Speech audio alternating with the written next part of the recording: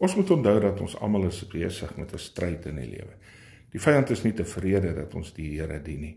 Die vyand is nie tevrede dat het met my goed gaan nie. Die vyand is nie tevrede dat ek geestelik groei nie, dat dit finansiëel met my goed gaan, dat ek gesond is, dat ek vooruit gaan, dat ek die kop is en nie die stert is nie.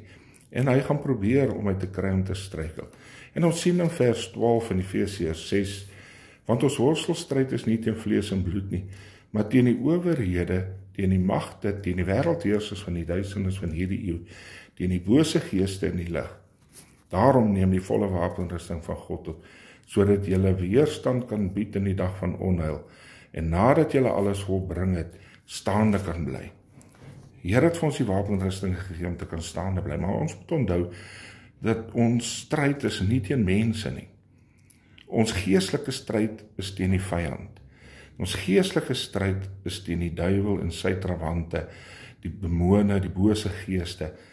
En dat wanneer mense ons te nakom, wanneer mense van ons skinder, wanneer mense goed sê wat my omkrap, wanneer 'n pastoor iets sê wat my kwaad maak, wanneer 'n meer gelowige van my iets doen wat my ongelukkig maak en dinge gebeur en ek voel ek wil nie meer die Here dien, ek is kwaad vir die Here.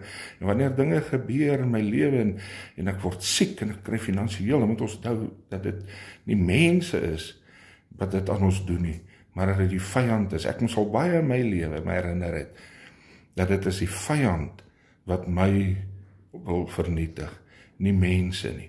Die vyand gebruik mense, gebruik hulle tonge, gebruik hulle dade, maar dit is die bose geeste in die lig, sê die Bybel, wat ons worstelstryd teen is.